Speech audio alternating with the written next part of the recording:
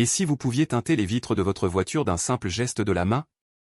Ce n'est pas un concept, le Zygi V9 le fait dès sa sortie. Voilà ce qu'il faut comprendre sur la plateforme IMA de Huawei, chaque voiture qu'elle a produite jusqu'ici est une berline ou un SUV. La ITO M9, la Zygi S7, la gamme Luxide. Toutes partagent la même formule de base, 4 roues, un frein, un grand écran, et HarmonyOS pour tout faire tenir ensemble. Alors quand j'ai appris pour la première fois que la Zygi V9 allait être un MPV Premium grand format lancé le 15 mai, ma première réaction a été « Attendez, ils savent vraiment dans quoi ils s'embarquent ?» Parce que le segment des MPV Premium en Chine est impitoyable. La Toyota Alphard tient les acheteurs du monde des affaires dans sa poche depuis plus de 20 ans. C'est la voiture dont les patrons et les célébrités chinoises descendent devant les photographes. Puis BYD est arrivé avec la Danza D9, l'a positionnée de façon agressive, l'a bourrée de technologie, et a véritablement secoué le marché. J'irais même jusqu'à dire que la Danza D9 a fait plus de dégâts à l'aura de l'Alphard en 2 ans que n'importe quel concurrent durant les 10 années précédentes. Huawei ne lance donc pas simplement un van. Il s'invite dans une bataille déjà bousculée en disant « on peut aller encore plus loin ». À mon avis, c'est soit très malin, soit très présomptueux, et on ne le saura pas avant de voir le prix. Ce que je sais, en revanche, c'est que la Zygi V9 est la première fois que l'écosystème IMA doit justifier ses prétentions au luxe dans un segment où la banquette arrière compte plus que le siège conducteur. Ça change tout. Parlons de la fonctionnalité que Huawei met en avant dans chaque teaser, le vitrage à intimité intelligente. Un simple geste de la main près de la vitre, et le verre passe du transparent à l'opaque presque instantanément. Pas de bouton, pas d'application et juste un geste. Le verre électrochromique en lui-même n'a rien de nouveau. Mercedes l'utilise depuis des années sur le toit panoramique de la classe S, et la BMW 9 en propose également une version. Mais ces systèmes fonctionnent avec des boutons, et la transition est lente, on attend 2 ou 3 secondes pendant que le verre s'opacifie progressivement. Ce que revendique Huawei ici, c'est la reconnaissance gestuelle couplée à une commutation quasi instantanée, ce qui représenterait un vrai bond en avant. Soyons honnêtes, je n'ai pas encore eu l'occasion de m'asseoir dans ce véhicule, donc je ne peux pas vérifier personnellement cette promesse de latence. C'est précisément ce que je veux tester dès que j'aurai le véhicule en main. Mais ce qui m'importe davantage que le tour de magie lui-même, c'est le message que ça envoie.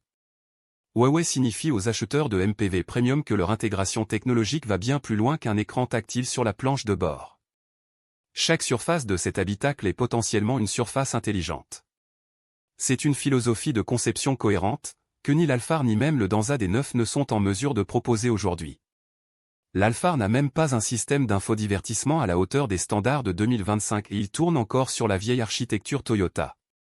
À mon avis, c'est précisément cet écart qui convainc Huawei qu'il y a un segment à conquérir ici. C'est le chapitre qui m'intéresse le plus, parce que c'est là que les ambitions de Huawei pourraient soit payer au centuple, soit révéler un vrai angle mort. HarmonyOS en tant que système d'exploitation automobile m'a sincèrement impressionné dans la ITO M9 et le Zygi S7. La continuité multi-appareil, votre téléphone, votre montre, les écrans de la voiture qui partagent tous le même contexte, c'est quelque chose qu'aucune marque occidentale n'a déployé à cette échelle. Vous montez à bord, votre musique vous suit, votre navigation vous suit, votre dernier appel est là, à portée de main. On a vraiment l'impression d'un écosystème cohérent, pas d'une unité d'infodivertissement greffée à la va-vite. Mais voilà ce qui m'inquiète pour un MPV en particulier, dans une berline ou un SUV, c'est le conducteur qui est l'utilisateur principal de l'habitacle. Dans un MPV premium comme le V9, les personnes qui comptent le plus sont assises en deuxième rangée. Elles veulent du divertissement, de l'intimité, une gestion du climat à leurs mains, et idéalement un siège massant, pas une transition fluide depuis leur téléphone Huawei. Cela dit, je me trompe peut-être. Huawei a peut-être conçu des commandes et des écrans orientés vers les passagers arrière qui étendent HarmonyOS d'une façon qui fait vraiment sens. Honnêtement, je n'en sais encore rien, et je pense que c'est là que se joue le destin de ce véhicule. Ce que je sais, en revanche, c'est que s'ils ont résolu l'intégration des places arrière, ils ont une proposition que ni l'Alphard ni le Danza D9 ne peuvent tenir. Le Danza D9 offre de bonnes places arrière, mais son expérience logicielle repose sur le système d'e-link de BYD compétent, sans être transcendant. Huawei à son meilleur, c'est transcendant. La question, c'est de savoir s'ils ont appliqué ce meilleur au rangé qui compte vraiment. Alors, où en sommes-nous? Je pense que le Zygi V9 est le MPV techniquement le plus intéressant lancé en Chine depuis des années et qu'il pourrait être un véhicule franchement excellent. La vitre à commande gestuelle est un vrai facteur de différenciation, la plateforme HarmonyOS a largement fait ses preuves, et l'équipe design de Huawei livre systématiquement des habitacles qui respirent le premium sans jamais tomber dans l'esbrouf. Cela dit, il m'est arrivé de me tromper. J'avais prédit que la Zygi S7 dépasserait la NIO ET5 en volume de vente dans les 6 mois suivants son lancement, ça ne s'est pas produit. La fidélité à la marque NIO et son réseau d'échange de batteries sont bien plus difficiles à ébranler que je ne le pensais. Alors cette fois, je reste prudent. Le seul chiffre qui déterminera le succès de ce véhicule, c'est son prix. La Danza D9 démarre aux alentours de 330 000 yuan. La Toyota Alphard s'échange en Chine à 500 000 yuan ou plus sur le marché gris. Si Huawei positionne la V9 entre ces deux bornes, disons entre 380 000 et 450 000 yuan, la proposition de luxe tient la route. Au-delà de 450 000 yuan, il faudra que les équipements à l'arrière fassent passer un siège de classe affaires pour un strapontin d'économique.